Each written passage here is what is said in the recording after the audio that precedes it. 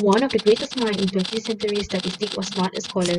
Gossett is a student of the test, a method for interpreting what can be extrapolated from a small sample of data. How did Rule of Dry Stout revolutionize statistics, and why is he so little known? We have used nearly 5 million pounds of the humulus lupulus or hops to flavor our Guinness like most beers. But we determined which hops to use based on qualitative measures such as look and fragrance. Boss, that's not ideal because at the scale at which Guinness was brewing, the looks and fragrance method was not economical or even accurate. Thankfully, we have William as Gossett to improve the selection because he has a background in mathematics. Okay, to solve this problem, I believe that the best way to determine the quality of hops was by calculating proportion of soft resin to hard resin in a batch.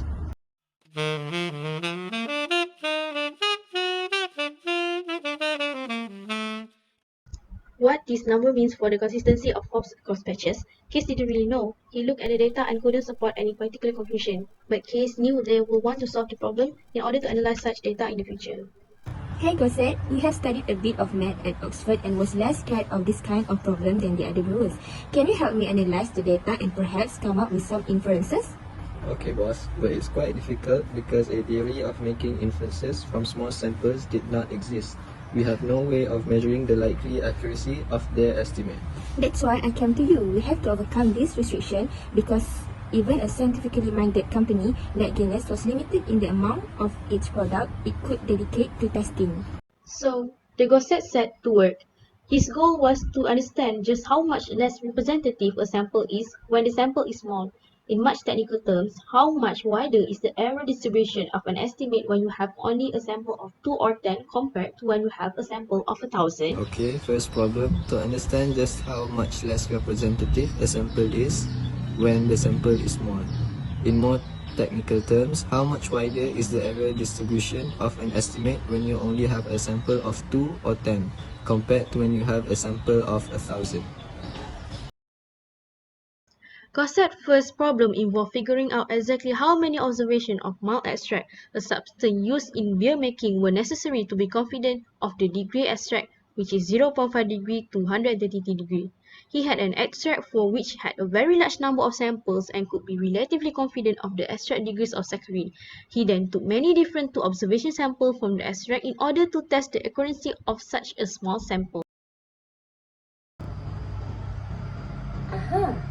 I found that about 80% of the time, the measurement from just 2 observations was within 0.5 degrees of the true number.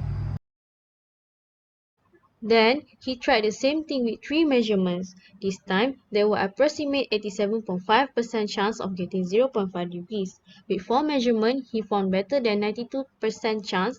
With 82 measurements, the likelihood of getting 0.5 degrees was practically infinite. Oh, that brilliant Gossett. This will allow us to make intelligent decisions about which materials to use for their beer in a way that no other business could. But it's still not sufficient. I have to uncover the exact mathematics behind inference from small samples. Boss, can I see my friend Carl Pearson? He is a mathematical physicist and is one of the leading scientific figures of his time, and the man later credited with establishing the field of statistics. Okay, sure. After a year, Gossett had worked out the math behind the law of errors. Okay, nice. Now that I have completed my work on T distribution, I would love to publish these findings so that everyone can apply this concept. No. Oh man, please. Okay.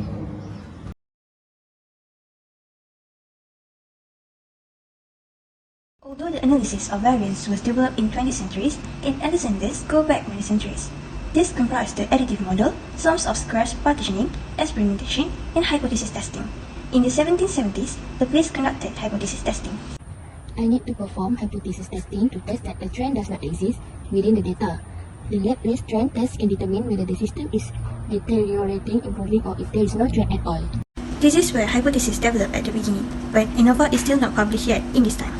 Let's develop the least squares method for combining observations which improve upon methods, then use it in astronomy and geodesy. Let's go. Beside the developing method, this initiates much study of the contribution to sums of squares. As I know, you know how to estimate a variance from a residual sum of squares. Yes. Can you do that? Gus, I want to use least squares methods to address ANOVA problems regarding measurements of atmospheric tides. Okay. This is how variance developed until it came to the 1920s when Sir R.A. Fisher published a book which is commonly used by psychologists. Following its development by Sir R.A. Fisher in the 1920s, the analysis of variance first reached a wide behavioral audience via Fisher's 1935 book, The Design of Experiments. Hi, Sir Fisher. Thank you for letting us refer to your book. Actually, what made you write the Design of Experiments book? Hi, thank you for using my book. I was creating this book as the origin of behavioral science knowledge of ANOVA. Actually, an educational researcher used ANOVA for the first time in 1934, based on earlier works by Fisher. ANOVA was initially incorporated gradually, with experimental psychologists playing a smaller role after educational researchers and parapsychologists in the early stages. The dominant psychological use of statistics during the first decade of the 20th century reflected as statistics without p-values. Significance testing as such was not used in psychology prior to the adoption of ANOVA, which happened only after the publication of Fisher's 1935 book. Nonetheless, there were precursors to significance testing, the most common being use of the critical ratio for comparing two means, defined as the difference between the means divided by the standard deviation.